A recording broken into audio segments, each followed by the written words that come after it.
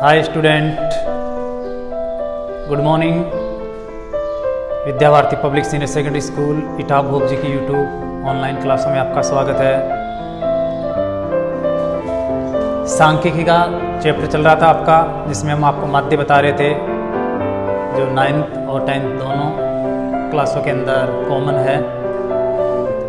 पिछली वीडियो के अंदर आपको माध्य के बारे में बताया था, अज्ञात राशियाँ, बारंबारता, अज्ञात बारंबारता किस प्रकार से ज्ञात करते हैं, और साथ ही साथ विषम प्राकृत संख्याओं का जो माध्य 16 दिया हुआ था प्रथम, उनका मान ज्ञात किया था। माध्य से संबंधित आज आपके लिए और क्वेश्चन बता रहे हैं। तो सबसे पहले क्वेश्चन लिख रहा हूँ मैं। यदि 3, 4, 8, 5 n 3, 2, 1 अंकों का समांतर माध्य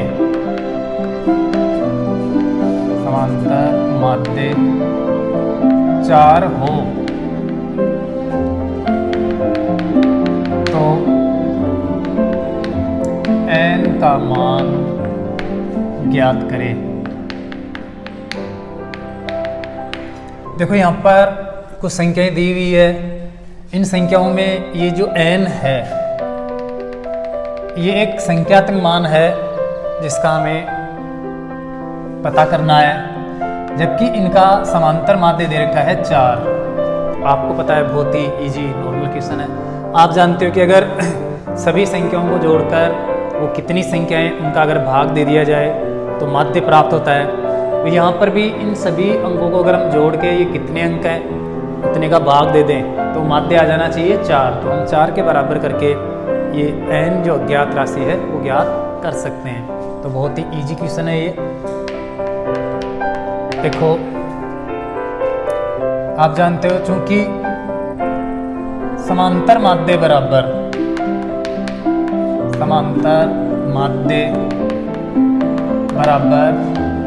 राशियों का या आंकड़ों का योग,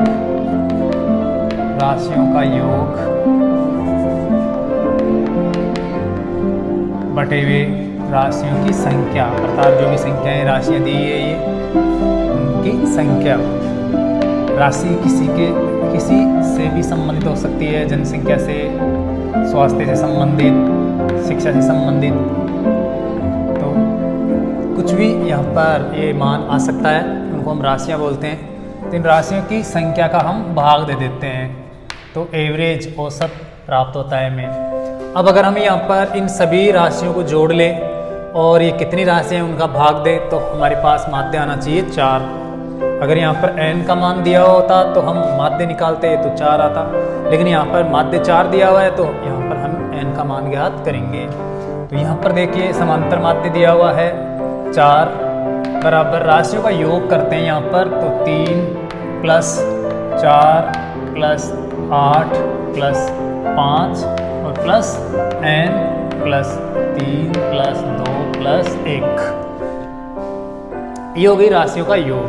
इसके अंदर हम भाग देंगे कि कितनी राशियां हैं, कितनी संख्या है। तो यहाँ पर 1, 2, 3, 4, 5, 6, 7, 8 राशियां हैं। ये आपको ये ध्यान रखना है कि ये n है, ये भी एक राशि है, यहाँ पर अज्ञात है, लेकिन जब पता करेंगे तो इसका भी एक निश्चित मान आएगा। तो यहाँ पर ये नहीं मानना है कि ये संख्या नहीं है। छात्र यहाँ पर 7 का ही भाग दे देते हैं, इस n को छोड़ देते हैं कि ये तो संख्या नहीं है। ऐसा नहीं करना है। यहाँ पर जितनी भी संख्या है उनका आपको भाग देना है। 1, 2, 3, 4, 5, 6, 7, 8 का भाग देना है, न कि 7 का भाग देना है। ये आपको ध्यान रखना है। यहाँ पर कहीं पर अगर 0 हो तो उसको भी आपको राशि मानना है। कुछ छात्र शून्य आता है तो उसको काउंटिंग नहीं करते हैं और भाग देने में मिस्टेक कर देते हैं, एक कम ले लेते हैं ये संख्या है। तो ऐसा आपको नहीं करना है। तो बहुत ही इजी क्वेश्चन हो गया। आपको इन सभी राशियों को प्लस लगा के जोड़ लेना है और बटे हुए कितनी संख्या उसका भाग दे देना है। तो बहुत ही आसान क्वेश्चन है। अब यहाँ पर देखिए 4 बराबर हम इन संख्याओं को जोड़ते हैं। 3 और 4 7, 7 और 8 15, 15 और 5 20। इस n को अलग रखना है। आपको मैंने पिछले वीडियो के अंदर ही बताया था कि ये विजातीय पद हैं, ये इनमें नहीं जुड़ेगा, ये प्लस लग के रहेगा और फिर हमें n का मान निकालना है। तो यहाँ पर संख्याओं की हम काउंटिंग अलग से कर लेते हैं और प्लस n साथ में रखेंगे। तो यहाँ पर 3 और 4 7 और 8 15 और 5 20, 20 और 3 23 और 2 25 और 1 26। तो ये संख्याएं तो हो गई 26, साथ में प्लस n भी है तो आपको ये प्लस n भी रखना है इस प्रकार से, और बटे में ये 8। अब देखिए हमें सरल करना है, एक नॉर्मल सा समीकरण बन गया जिसके अंदर एक चर राशि है, अज्ञात राशि है, उसका हम आसानी से पता कर सकते हैं। इसको सरल करेंगे हम, इस 8 को बटे हुए से भाग से इधर लाएंगे इस पक्ष में, तो ये 4 से आके गुणा हो जाएगा। तो ये 4 × 8 हो जाएगा, इधर है 26 प्लस n, इस प्रकार से भाग से आया तो गुणा हो गया 8। अब हम 8 को गुणा करते हैं तो ये 8 चौक 32 हो गया। तो यहाँ पर ये 32 और इधर है 26 प्लस n। हमारा यहाँ पर उद्देश्य है n का मान निकालना। तो इस 26 को अगर इस पक्ष में ले आएंगे तो पक्षांतर हो जाएगा, अर्थात प्लस से माइनस और माइनस से प्लस, और n का मान हमें प्राप्त हो जाएगा। तो यहाँ पर देखिए 32 माइनस 26 हो जाएगा, बराबर इस पक्ष में रह जाएगा n। 32 में से आप 26 घटाओगे तो यहाँ पर बच जाएगा 6। तो ये n बराबर हमने प्राप्त कर लिया 6। n का मान यहाँ पर 6 है। अब आप इसकी जांच भी कर सकते हो, अगर इस n की जगह आप 6 रख के इसका औसत निकालोगे, माध्य निकालोगे, तो आपको माध्य 4 प्राप्त हो जाएगा, ये 4 आ जाएगा। अगर ये नहीं आता है तो इसका मतलब आपने कहीं ना कहीं मिस्टेक की है जोड़ने में या फिर गुणा करने में या घटाने में। तो ये आपको ध्यान रखना है, बहुत ही आसान है। आपको अगर कुछ संख्याएं दी हुई और उनमें से किसी एक संख्या को अज्ञात कर दिया जाए, अर्थात उसका मान आपसे पूछा जाए, तो आप उस माध्य की सहायता से आप उस संख्या को ज्ञात कर सकते हो, क्योंकि आपको संख्या अगर पूछता है तो फिर माध्य दिया जाएगा। अगर यहाँ पर ये बता दिया जाए कि माध्य नहीं है कुछ भी, तो फिर हम यहाँ पर ज्ञात नहीं कर सकते, अर्थात इसको ऐसे ही लिख के छोड़ना पड़ेगा। तो ऐसा नहीं हो सकता। अगर इनमें से किसी संख्या को आपसे पूछता है, अज्ञात कर देता है, तो आपको माध्य मिलेगा, माध्य दिया हुआ होगा, और उसकी सहायता से हम जो अज्ञात राशि है, अज्ञात जो चर है, उसको हम ज्ञात कर सकते हैं। तो यहाँ पर n का मान हमने प्राप्त कर लिया 6। आप चाहो तो इसकी जांच कर सकते हो, जैसे 26 प्लस n का मान हमने निकाला है 6 बटे हुए, अगर हम 8 का भाग दे दें तो 4 आ जाना चाहिए माध्य।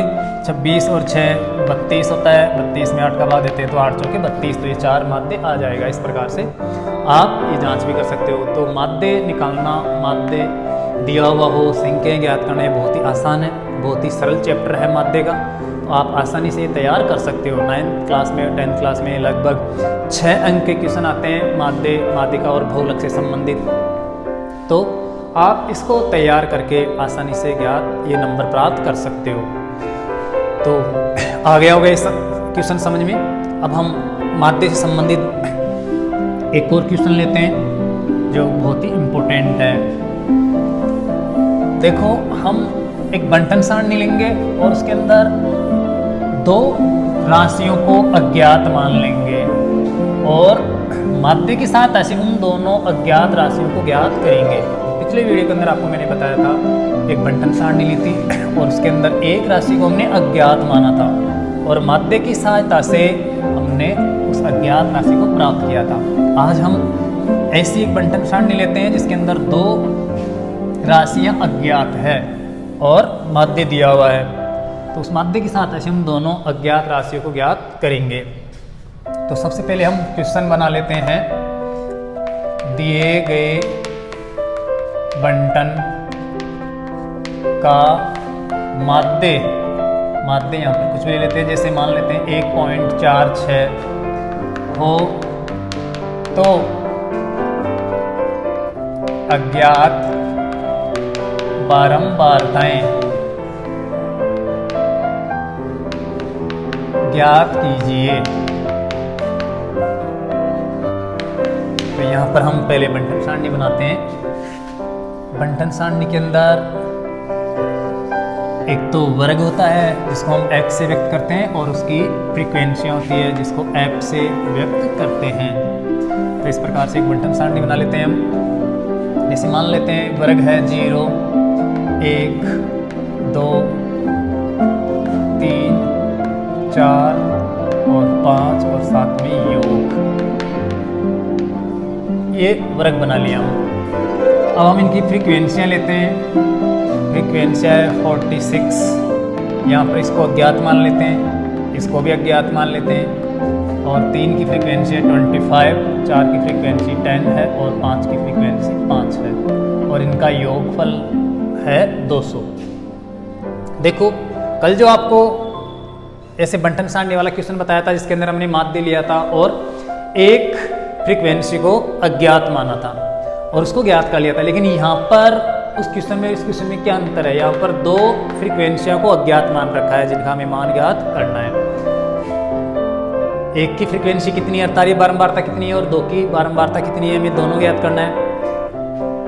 लेकिन कल वाले क्वेश्चन में इस क्वेश्चन में ये अंतर है कि कल योगफल नहीं दिया हुआ था, आज योगफल भी दिया हुआ है। अगर यहाँ पर ये योगफल नहीं देता है तो फिर हम इन दोनों अज्ञात राशियों को ज्ञात नहीं कर सकते। हालांकि माध्य दिया हो चाहे से, लेकिन फिर भी योगफल देना जरूरी है। अगर यहाँ पर एक ही अज्ञात राशि हो तो उसको हम माध्य की सहायता से आसानी से ज्ञात कर सकते हैं, जो भी आपको पिछले क्वेश्चन में बताया, कल वाले वीडियो के अंदर बताया था। लेकिन इस क्वेश्चन के अंदर 2 अज्ञात राशियां हैं, इन दोनों का मान पूछा है, तो इसने साथ ही साथ आपको योगफल भी दे दिया।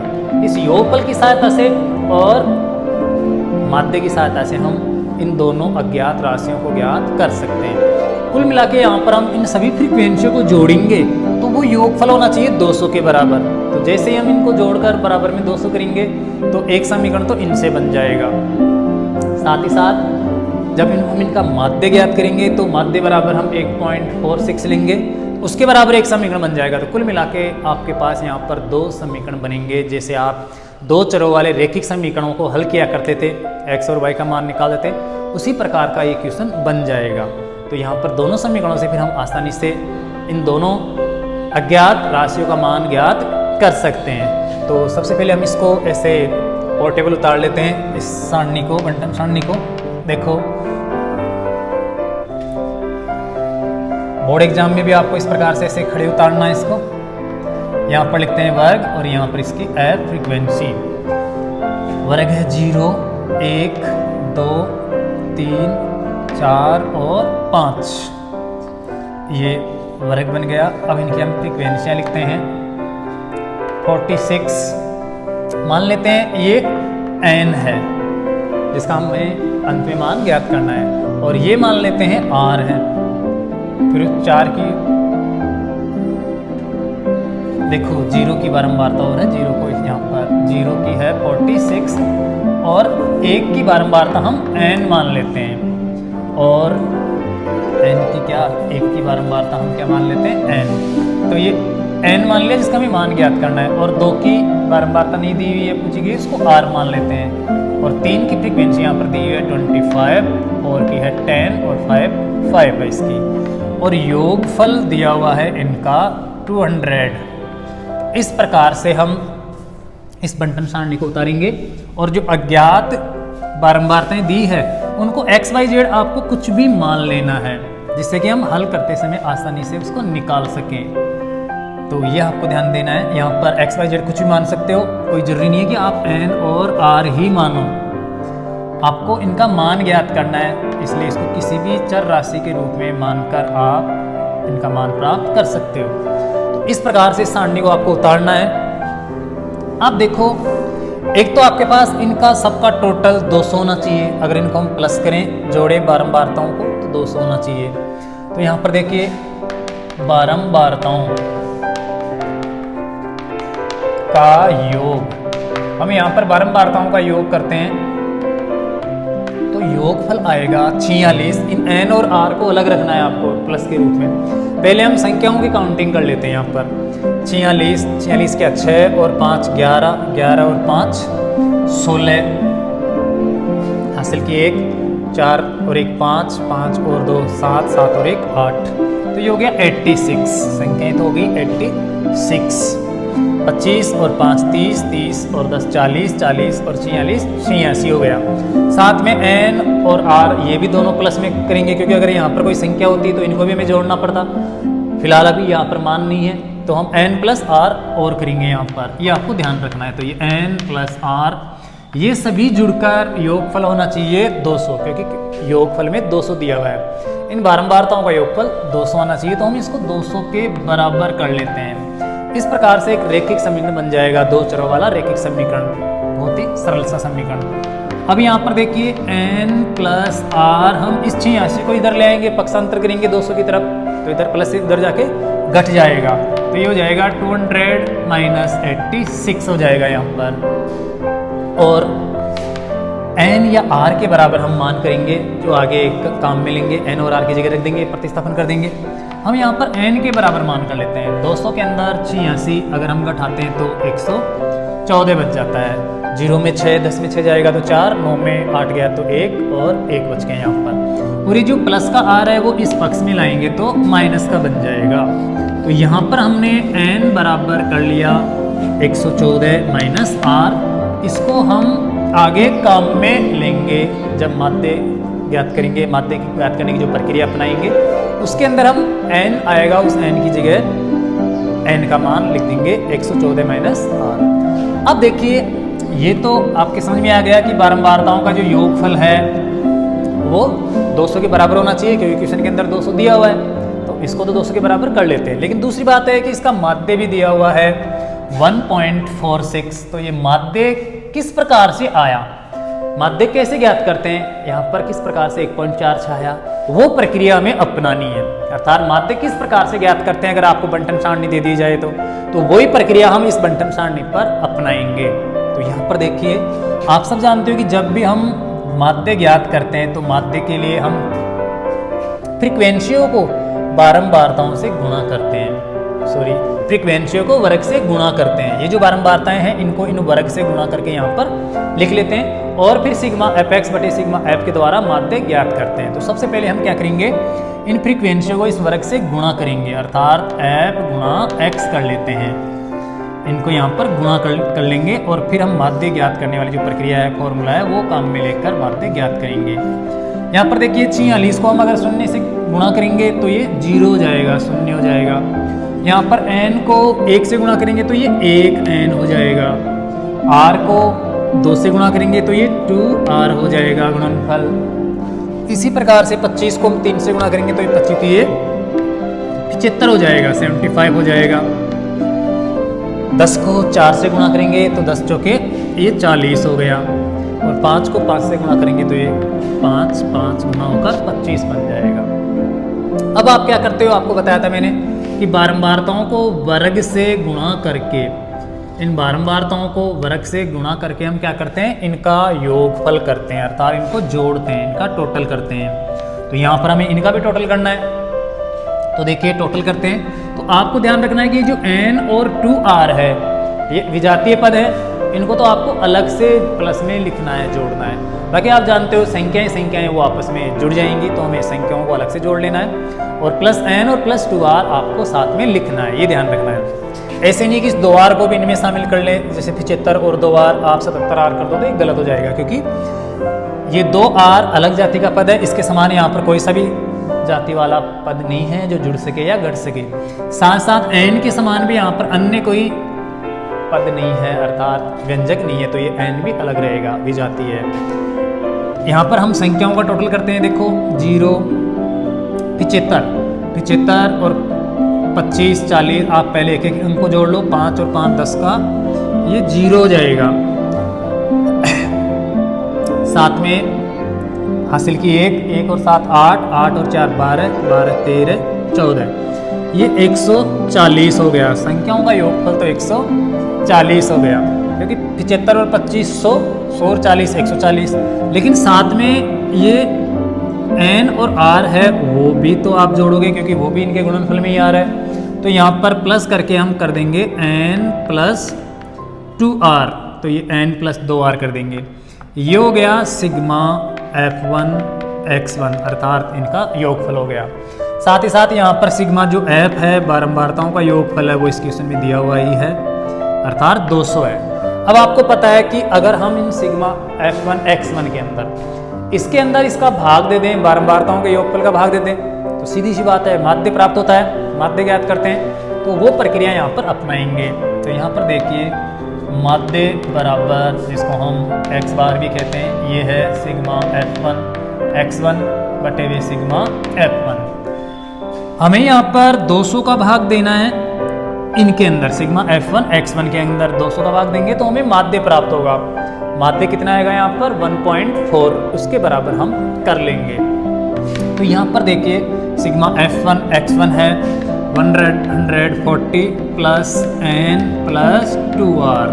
ये आपको ध्यान रखना है कि n और ये 2r है वो अलग से आपको प्लस में लिखना है।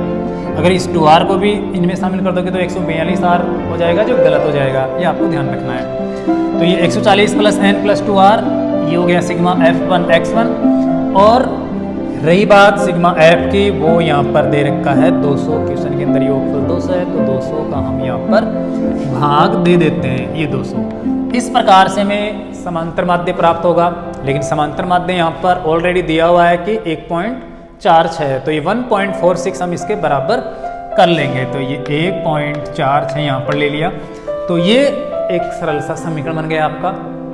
इस समीकरण को सरल करेंगे, यहाँ पर भी n और r दो चर राशियां हैं, अज्ञात राशियां हैं, और ये जो आपका समीकरण बना था उसमें भी n और r दो अज्ञात राशियां हैं, चर राशियां हैं।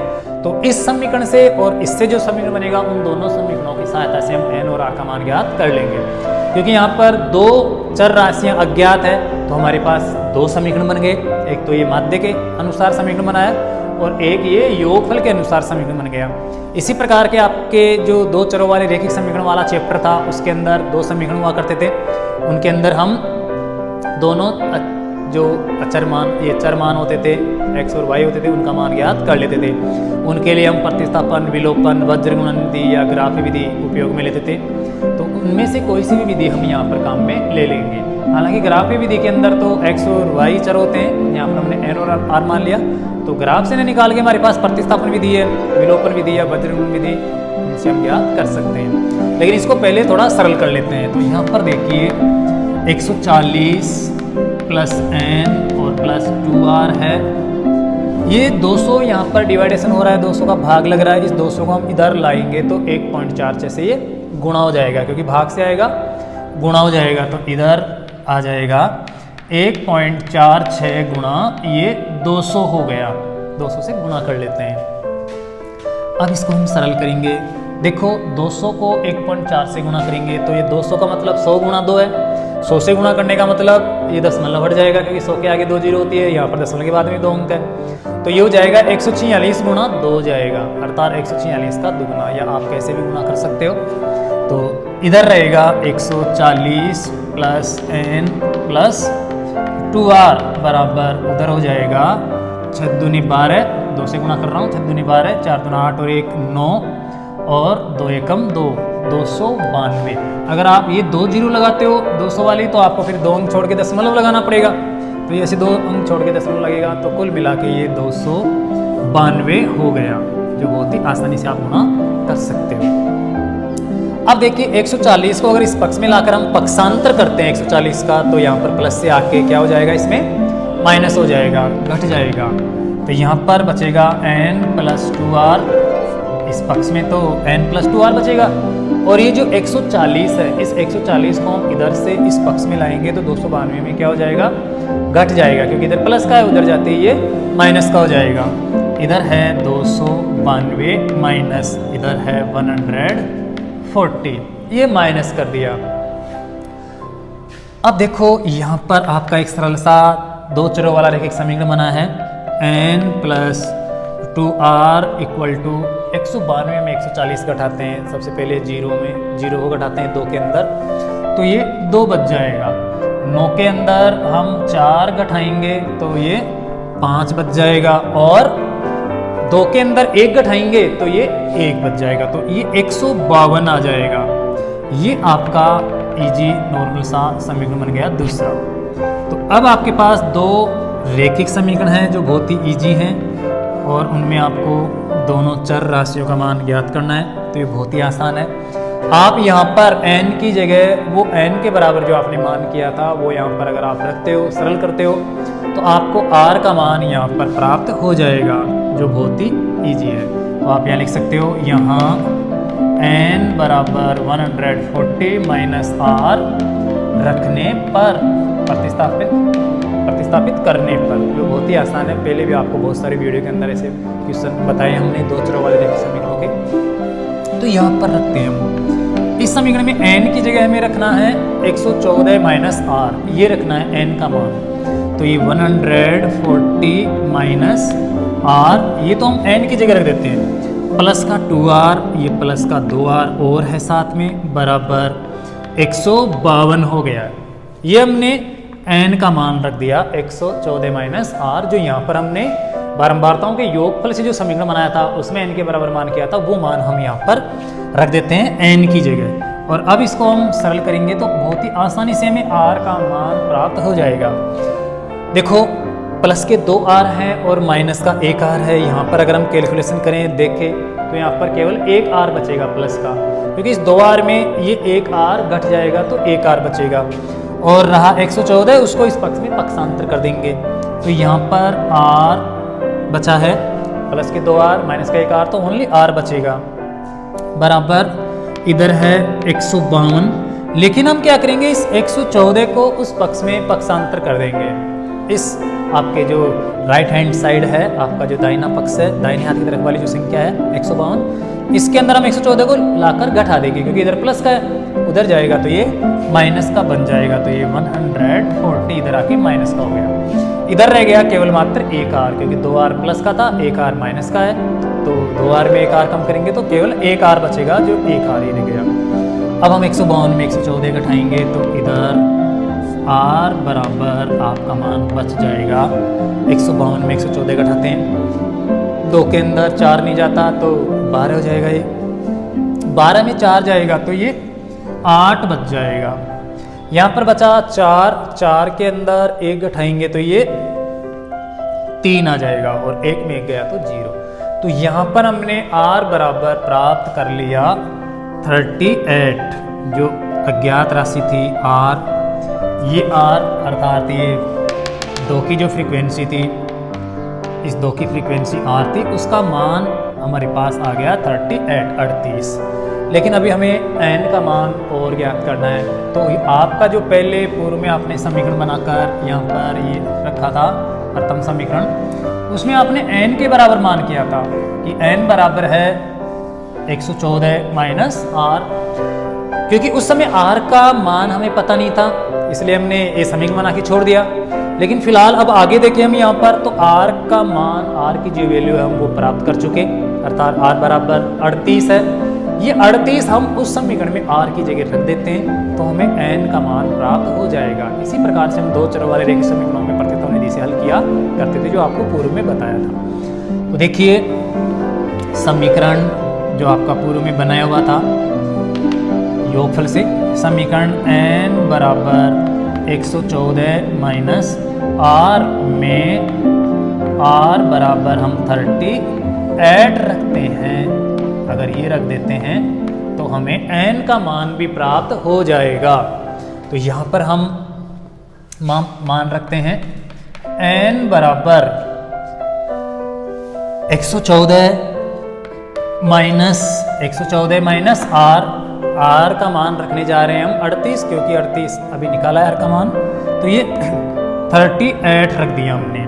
तो यहाँ पर बहुत ही आसानी से n का मान आ जाएगा। तो ये n बराबर 38 को घटाते हैं, 4 में 8 नहीं घटता है तो हम इसको 14 बना लेंगे उधार लेके, 14 में से 8 जाएगा तो ये 6 बच जाएगा। यहाँ पर 1 के पास 0 बचेगा, 0 में से हम 3 घटाएंगे तो नहीं घटेगा, ये उधार लेगा इससे, तो ये 10 हो जाएगा। और 10 में अगर 3 को घटाते हैं तो ये 7 आ जाएगा, तो ये 78 हो जाएगा। तो इस प्रकार से हम n का मान ज्ञात कर सकते हैं। आपको ध्यान से सही ढंग से घटाना है, घटाने में कोई मिस्टेक नहीं होनी चाहिए। तो यहाँ पर हमने n का मान प्राप्त कर लिया 76, अर्थात ये 76 आ गया। अतः हम अब लिख सकते हैं, अतः अज्ञात बारंबारताएं,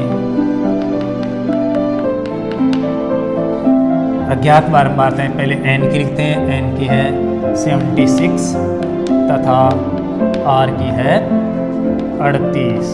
तो इस प्रकार से आप ये अज्ञात बारंबारताएं ज्ञात कर सकते हो, जो बहुत ही आसान है। तो आपको मैंने दो चरों वाले रैखिक समीकरण वाली जब प्रश्नावली बता रहे थे, चैप्टर पढ़ा रहे, तब मैंने आपको बताया था कि ये प्रश्नावली इस प्रश्नावली से ही संबंध नहीं रखती है। आपकी जो किताब है गणित की, जो अन्य प्रश्नावलियाँ हैं, उन प्रश्नावलियों में कहीं पर भी उस दो चरों वाले रैखिक समीकरण के जो तरीके हैं हल करने के, वो कहीं पर भी उपयोग में लिए जा सकते हैं। तो आपने यहाँ पर देखा कि जो चैप्टर है वो सांख्यिकी का है, बहुत ही इजी चैप्टर है, माध्य ज्ञात करना है। सभी छात्र इसको बहुत ही आसान मानते हैं, सरल मानते हैं, लेकिन फिर भी यहाँ पर अगर हम दो चरों वाली रैखिक समीकरण की जो प्रश्नावली है उसमें किस प्रकार से दो चरों वाले रैखिक समीकरणों को हल करके उन दोनों चर राशियों का मान ज्ञात करते हो, अगर वो पता नहीं है तो आप इस क्वेश्चन को भी हल नहीं कर सकते। तो आपको ये ध्यान रखना है कि गणित की प्रत्येक प्रश्नावली कहीं पर भी कोई सी भी प्रश्नावली में काम में आ सकती है, उसका जो नियम है वो कहीं पर भी काम में आ सकता है। तो इसलिए ऐसा नहीं है कि हम माध्य या सांख्यिकी की प्रश्नावली पढ़ रहे हैं तो उस रैखिक समीकरणों वाली प्रश्नावली का यहाँ पर कोई उपयोग नहीं है। इसलिए हर प्रश्नावली को अच्छे से समझना जरूरी है, क्योंकि कहीं पर भी उसका उपयोग किया जा सकता है, कहीं पर भी ऐसी स्थिति बन सकती है जिसमें हमें दूसरी प्रश्नावली का उपयोग करना पड़े, काम में लेना पड़े। तो इसके लिए आपको ये दो समीकरण बने हमारे पास, एक तो ये और एक ये समीकरण। इन दोनों रैखिक समीकरणों को किस प्रकार से हल करते हैं, ये आपको दो चरों वाली रैखिक समीकरण वाली प्रश्नावली में अच्छे से समझना है, जो मैंने पिछले वीडियो के अंदर अच्छी तरह से उसको स्पष्ट कर दिया है। जो प्रतिस्थापन, विलोपन, वज्रमूल विधि, ग्राफी विधि से आपको बताए थे, तो वो आपके समझ में आता है। तो आप यहाँ पर इस क्वेश्चन को हल कर सकते हो, या ऐसे और भी क्वेश्चन हो सकते हैं सांख्यिकी के अंदर, उनको आप हल कर पाओगे। और अगर आपको वो ज्ञान नहीं है, वो अच्छे से नहीं समझा है, तो आप यहाँ पर नहीं कर पाओगे, क्योंकि दो चरों वाले रैखिक समीकरणों को किस प्रकार से हल करते हैं अगर आप ये जानते ही नहीं हो, तो फिर यहाँ पर भी इस प्रश्न को आपको छोड़ना पड़ेगा। इसलिए हर प्रश्नावली का कहीं पर भी महत्व हो सकता है, वो कहीं पर भी काम में आ सकती है। इसलिए गणित के प्रत्येक जो चैप्टर होते हैं वो आपस में एक दूसरे से जुड़े हुए होते हैं। इसलिए सभी चैप्टरों को अगर हम ध्यान से समझेंगे तो ही प्रत्येक चैप्टर को हम समझ पाएंगे। अगर आप किसी एक चैप्टर को रट लेते हो, याद कर लेते हो, तो दूसरे चैप्टर को आप हल नहीं कर पाओगे, क्योंकि उसमें किसी अन्य चैप्टर का उपयोग हो सकता है। तो ये आपको ध्यान रखना है। यहाँ पर देखा जाए तो ये माध्य का प्रश्न है, वैसे बहुत ही इजी प्रश्न मानते हैं, लेकिन यहाँ पर तो दो चरों वाले जो रैखिक समीकरण वाली प्रश्नावली है उससे भी ज़्यादा काम हो गया, क्योंकि उसके अंदर तो सीधे सीधे दो चर वाले रैखिक समीकरण दिए हुए थे, ऐसे दो समीकरण दिए हुए होते थे, और उसमें हम जो चर राशियाँ होती थी एक्स और वाई, या फिर और अदर वाई कोई मान आते थे, उनका मान ज्ञात कर लेते थे।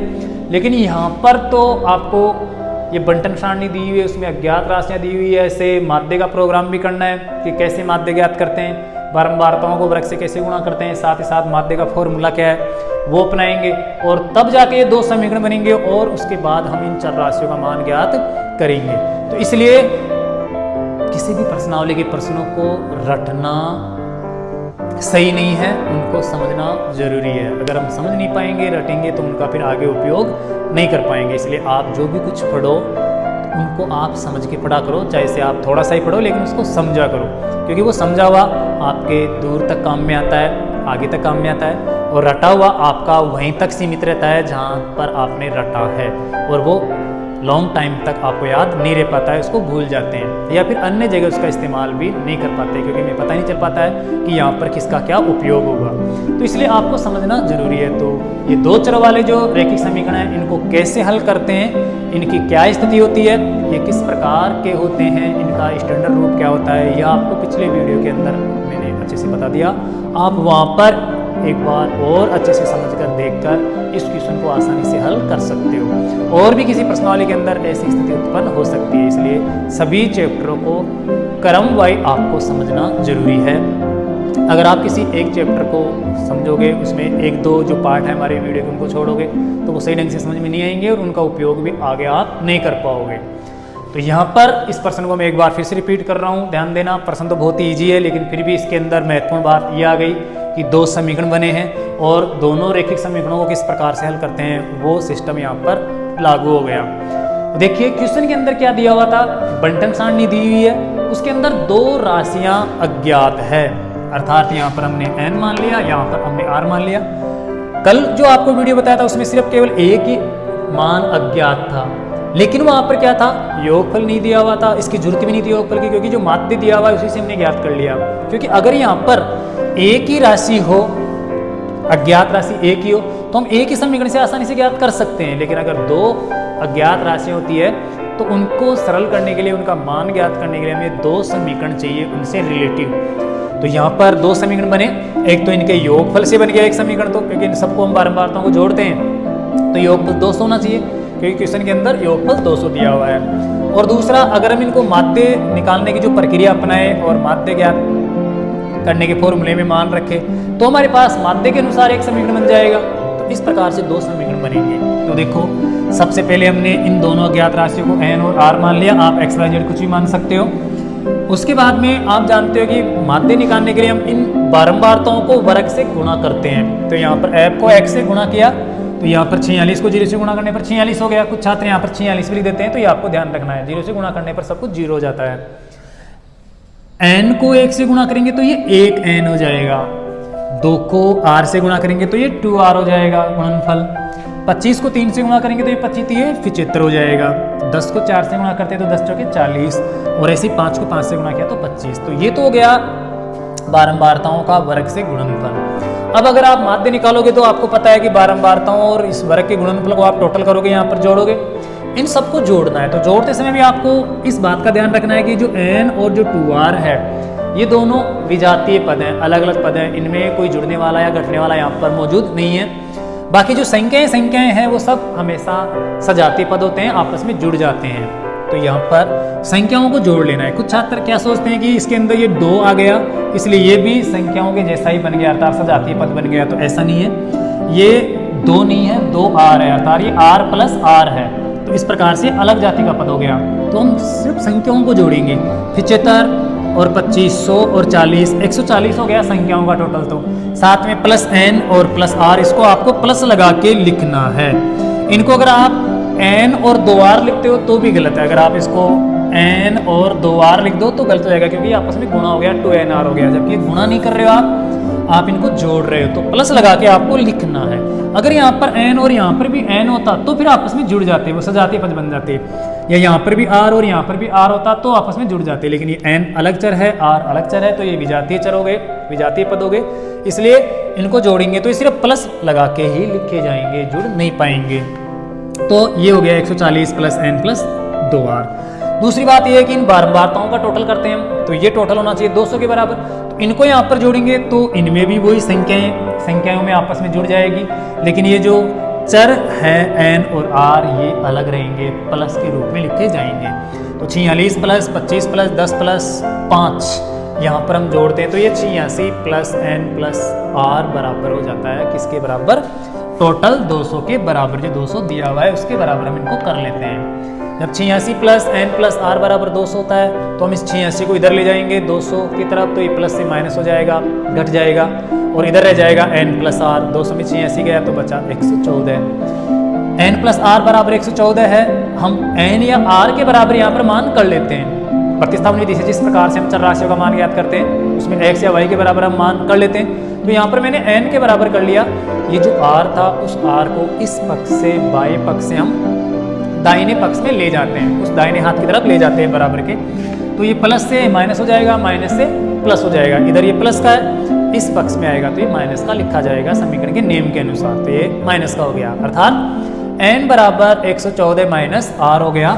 ये एक इजीली समीकरण बन गया आपका n के बराबर। n अगल आगे कहीं पर भी n आपके दूसरे समीकरण में आए वहां पर n की जगह आप ये मान रख दोगे तो आपको आसानी से r का मान मिल जाएगा। तो ये समीकरण हमने बना लिया। अब आपको पता है कि माध्य ज्ञात करने के लिए हम क्या करते हैं, जो बारंबारताएं और वर्ग का गुणनफल का योगफल है उस योगफल में बारंबारताओं के योग का भाग देते हैं। तो माध्य बराबर होता है सिग्मा f1 x1 बटे हुए सिग्मा f1। यहाँ पर सिग्मा f1 x1 है 140 प्लस n प्लस 2r, और सिग्मा f है बारंबारताओं का योगफल है 200। यहाँ पर कुछ छात्र ऐसी गलती कर देते हैं कि सिग्मा f अर्थात बारंबारताओं के योगफल का इस 200 को न लेके, 200 का भाग न लेके ये ले लेते हैं कि बारंबारताओं का योगफल तो कितना है 86 प्लस n प्लस r है। अर्थात अगर इनको हम जोड़ते हैं तो जोड़ने पर हमें प्राप्त होगा 86 प्लस एन प्लस आर। कुछ छात्र यहाँ पर 86 प्लस एन प्लस आर का भाग दे देंगे, तो ऐसा नहीं है क्योंकि यहाँ पर टोटल किया हुआ दिया हुआ है हमारे पास पहले से ही संख्या के रूप में। क्वेश्चन में लिखा हुआ है कि ये 200 है, तो हम यहाँ पर 200 का भाग दे देते हैं। यहाँ पर 200 लिखो चाहे 200 के बराबर, ये 86 प्लस एन प्लस आर है, दोनों बराबर है, तो ये 200 लिखते हैं हम। अगर आप ये लिखोगे तो फिर दिक्कत हो सकती है, तो आप 200 का भाग दो, यहाँ पर 200 का भाग दे देते हैं क्योंकि सिग्मा एफ 200 है। इसको सरल करेंगे हम, 200 को इधर लाएंगे तो 1.46 से गुणा होगा, तो आप ध्यान से गुणा करोगे तो ये हो जाएगा 292, और इधर है 140 प्लस एन प्लस 2r, तो 140 प्लस एन प्लस 2r बराबर 1.46 गुणा 200, क्योंकि भाग से आया गुणा हो गया। 200 से गुणा करते हैं तो ये हो जाएगा 292, सही ढंग से आप गुणा करोगे। और ये 140 प्लस एन प्लस 2r इधर है ही, 140 प्लस एन प्लस 2r बराबर 292 हो गया। हमें क्या करना है, 140 को पक्षांतर करना है, इधर लाना है 292 में, इधर प्लस का उधर जाके ये माइनस हो जाएगा, इधर बचेगा n प्लस 2r, तो ये n प्लस 2r बचा, और 292 में 140 आकर माइनस हो गया क्योंकि प्लस का था तो माइनस होगा। 292 में 140 घटाते हैं तो बचता है 152, और इस पक्ष में बचता है n प्लस 2r, तो n प्लस 2r बराबर हो गया 152। ये आपका एक दूसरा इजी समीकरण बन गया।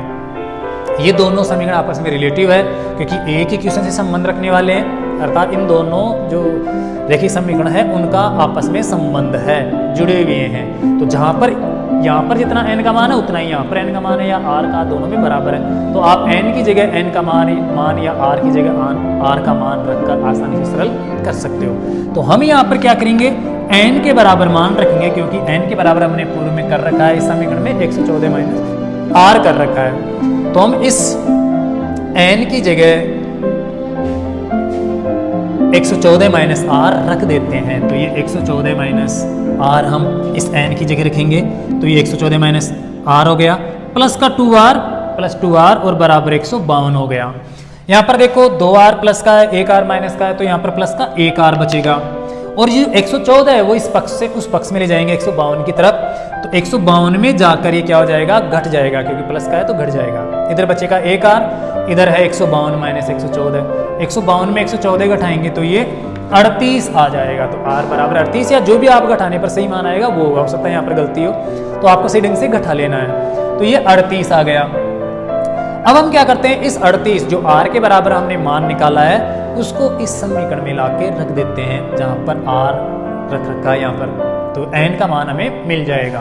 तो n बराबर 114 माइनस r है, n बराबर 114 माइनस r है, इसमें r बराबर हम 38 रखेंगे, तो 38 रखने पर हो जाएगा n बराबर 114 माइनस r का मतलब 38, माइनस हो जाएगा 38, तो 114 में 38 घटाएंगे तो बचेगा 76, तो ये n का मान 76 आ गया और r का मान हमारे पास 38 आ ही गया था।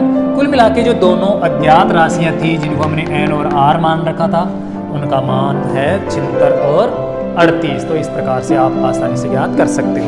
अब अगर आपको और इसको अच्छे से सही ढंग से समझना है तो इस n की जगह आप कितना रख दो, n का मान रख दो 76, और r की जगह आप क्या रख लो, 38 रख लो। अगर आपको इसको अच्छे से दिमाग में बैठाना है, समझना है, तो n और r की जगह दोनों मान रख दो, आपका नॉर्मल सा क्वेश्चन बन जाएगा। कुल मिला के ये क्वेश्चन बन जाएगा आपका, n का मान है 76 और r का मान है 38। अब देखिए बिल्कुल नॉर्मल इजी समीकरण ये बंटन सारणी बन गई। आपको अब इस माध्य की आवश्यकता ही नहीं है, आप इस बंटन सारणी का माध्य ज्ञात करो। नॉर्मल प्रक्रिया के अनुसार कैसे माध्य ज्ञात करते हैं, आप इसका माध्य ज्ञात करोगे तो आपको 1.46 माध्य मिल जाएगा, जिससे आपको ये संतुष्टि हो जाएगी कि रियल के अंदर n और r के मान 76 और 38 ही है, और ये भी कन्फर्म हो जाएगा कि हमने जो मान निकाला है वो बहुत ही सही है, अर्थात उसमें कोई मिस्टेक होने की चांस नहीं है। तो इस प्रकार से आप वापस इस माध्य को पुनः प्राप्त कर सकते हो 1.46, तो आपको ये अच्छे से दिमाग में बैठ जाएगा, समझ में आ जाएगा। तो आशा करता हूँ ये माध्य का जो क्वेश्चन है वो आपके समझ में आया होगा अच्छे से। फिर भी अगर नहीं आया होगा तो आप हमसे पूछ सकते हो, ऐसे कोई अन्य क्वेश्चन हो वो भी हम हमारे से शेयर करके पूछ सकते हो। और साथ ही साथ इससे रिलेटिव जितने भी आपकी पाठ्य पुस्तक के अंदर क्वेश्चन है, या आपके दिमाग में कोई क्वेश्चन बन रहे हो, या आप खुद भी अपने दिमाग से क्वेश्चन बना सकते हो और उनको हल कर सकते हो, जिससे आपको अच्छे से समझ में आ सके। यहाँ पर हमने ये जो बंटन सारणी ली है उसमें ये जो वर्ग है हमेशा अवर्गीकृत लिया है। आगे हम माध्य के जो क्वेश्चन काम में लेंगे बताएंगे आपको, उनमें इन वर्ग को हम वर्गीकृत लेंगे, बटे हुए लेंगे, जो महत्वपूर्ण है। ज़्यादातर बोर्ड के अंदर वैसे क्वेश्चन ही आते हैं। तो अगले वीडियो के अंदर आपको माध्य के चैप्टर के अंदर हम ये वर्गीकृत लेंगे और फिर उस वर्गीकृत बंटन से कैसे माध्य ज्ञात किया जाता है वो आपको समझाएंगे। तो आज का ये जो वीडियो है वो आपको कैसा लगा वो आप कमेंट्स करके ज़रूर बताना। इस वीडियो के अंदर आपको कोई कमी लगी हो तो वो भी आप लिख के ज़रूर बताना, और आपकी जो सजेशन होगी हम उस पर ध्यान देंगे और हमारे जो पढ़ाने का तरीका है उसको चेंज करने की कोशिश करेंगे। लेकिन आप हमें उससे अवगत कराओगे, बताओगे, तब हमें पता चलेगा। तो आशा करते हैं वीडियो अच्छा लगा होगा आपको, आप इसको तैयार करोगे। आज के लिए बस इतना ही। बहुत बहुत धन्यवाद।